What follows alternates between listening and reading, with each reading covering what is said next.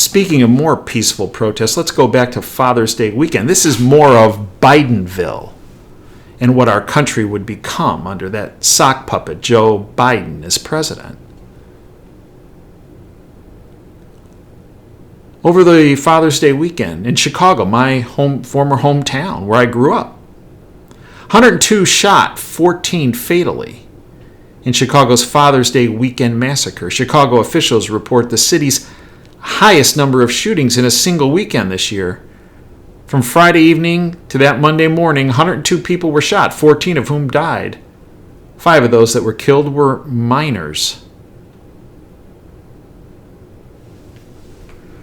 Chicago Police Superintendent David Brown said that violent offenders should be kept in jail for longer because the home monitoring system is not working.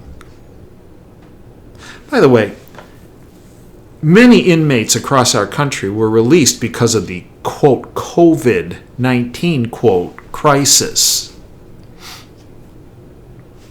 I'm not sure I understand that. Now the deep state is pushing this whole thing that first they said masks weren't effective. And now they're saying everybody has to wear a mask. Months ago, we dissected the issue of masks on our subscription platform, where we went into the data and the science, the real data and the real science that the bought-off lamestream fake media does not want to address. But let's just assume that this mask-wearing business is protective, that it's preventive. As far as I'm concerned, if you're sick, wear a mask. Better yet, stay home. If you're immunosuppressed, fine, wear a mask. But I have yet to see any data that shows that a healthy person wearing a mask can pass on anything, a disease, to another healthy person wearing a mask or not wearing a mask.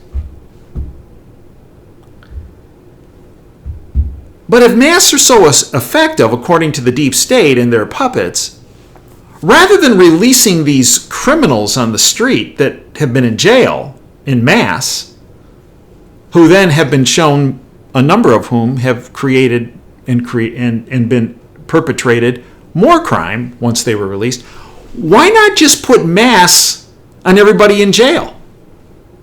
I mean, if they're so effective, we're releasing them because, well, they might get COVID-19. Well, just give them a mask.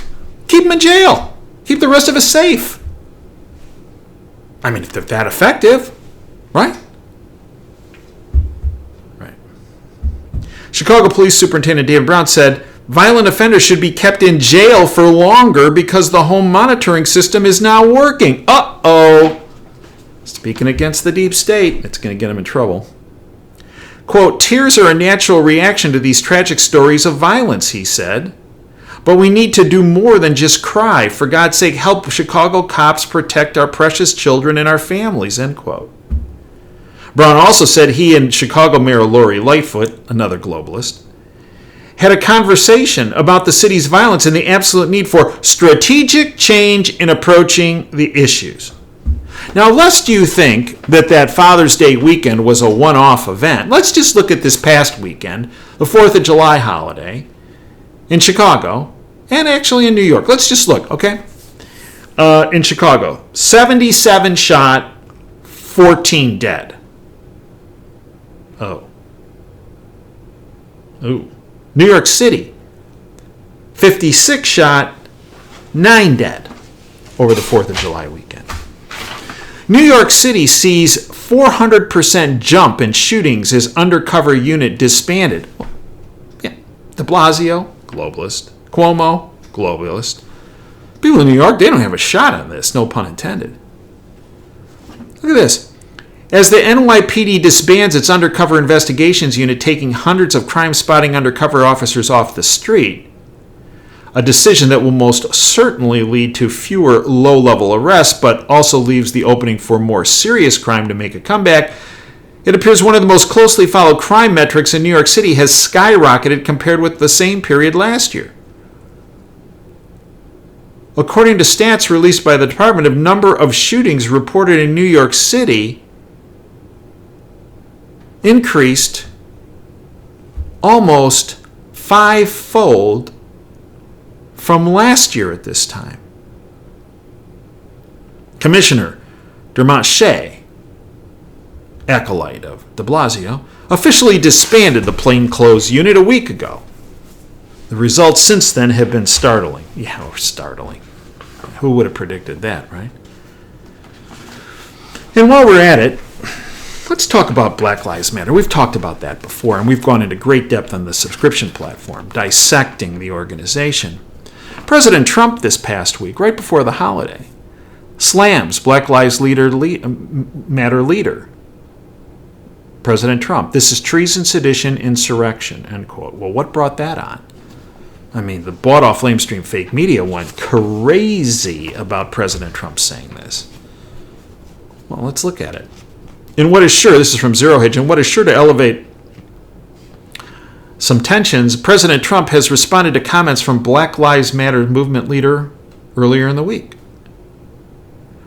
Trump's comment follows comments by Hawk Newsom, who chairs Black Lives Matter of Greater New York, argued that because violence and rioting appeared to be getting the point across more effectively, those efforts were in fact the rioting, looting, destruction, death, were justifiable. Martha McCallum had this guy on, this Hawk Newsom. And here is how it went. Here's what McCallum said. I watched you talking on a bunch of different interviews today, and you said, burn it down. You said, burn it down. It's time. So that makes me think that you want to burn it down. If this country, quote, here's what he said. Ready? If this country doesn't give us what we want, then we will burn down the system and replace it.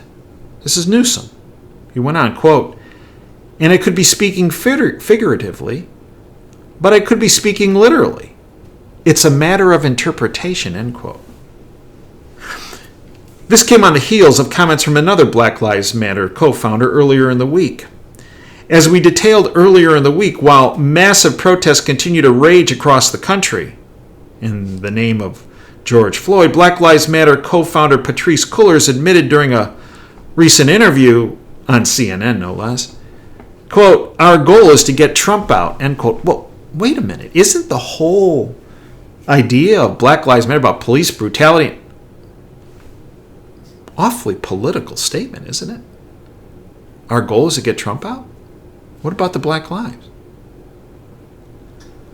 Right.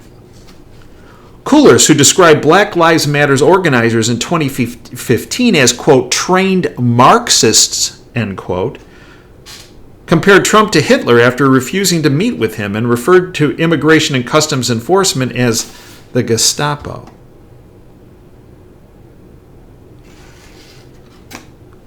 President Trump tweeted, Black Lives Matter leader, Newsom, stated, quote, if the U.S. doesn't give us what we want, then we will burn down this system and replace it, end quote.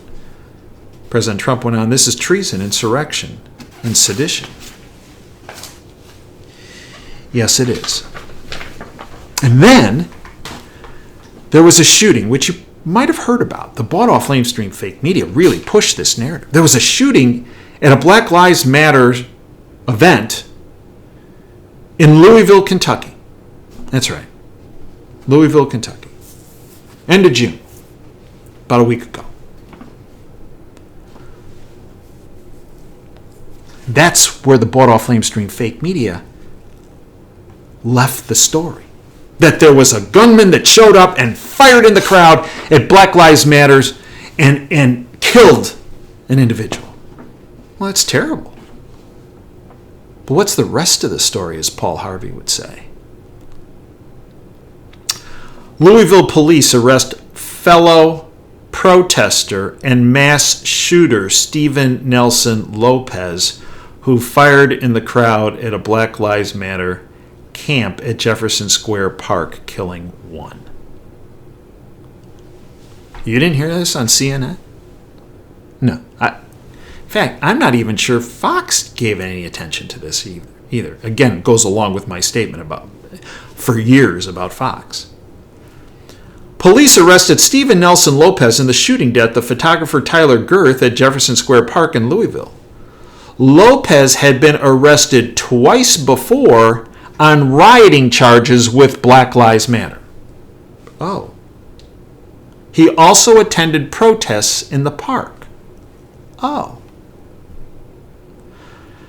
Stephen Nelson Lopez was taken into custody by police after being caught on surveillance video opening fire in Jefferson Square Park during a protest.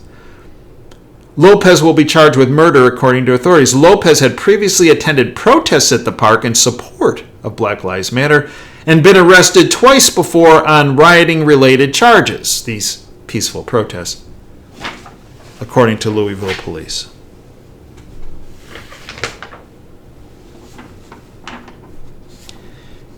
Yet another example of Biden's America, Bidenville.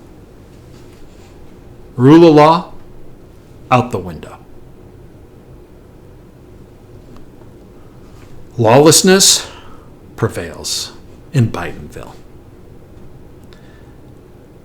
Utah. More Bidenville events. Man shot after protester fires handgun into SUV during Utah Black Lives Matter protest. A 60-year-old man was put into hospital after a protester from Black Lives Matter fired a shot into the man's SUV at a Provo, Utah BLM rally. Footage shows a white Ford Excursion pushing its way past a group of Black Lives Matter protesters blocking the intersection of Center Street and North University. As the driver is nearly free of the group, a masked man dressed in black from Black Lives Matter can be seen firing a handgun into the cab. As I understand it, the gentleman is alive that was shot. He underwent emergency surgery for the gunshot wound. Look, when it comes right down to it, and you're looking at Trump's America versus sock puppet Biden's America, or Bidenville, it comes down to this. Trump has been focusing on restitution of the rule of law, which has been destroyed over many decades' time by the deep state and their sock puppets that they've had in positions of power over many decades. But when it comes to sock puppet Joe Biden and Bidenville's America, it's complete anarchy. Lawlessness, no rule of law. The entire country would turn into my hometown of Chicago. That is what this election is about, plain and simple. I hope you'll join us for the radio show every Sunday from 2 to 5 Eastern. I hope you'll join us not only on this YouTube channel, but to become a subscriber to support what we do on this channel. Without our subscribers and our subscription base, this YouTube channel goes away. The radio show goes away. The website goes away. I hope you'll become part of our Freedom family.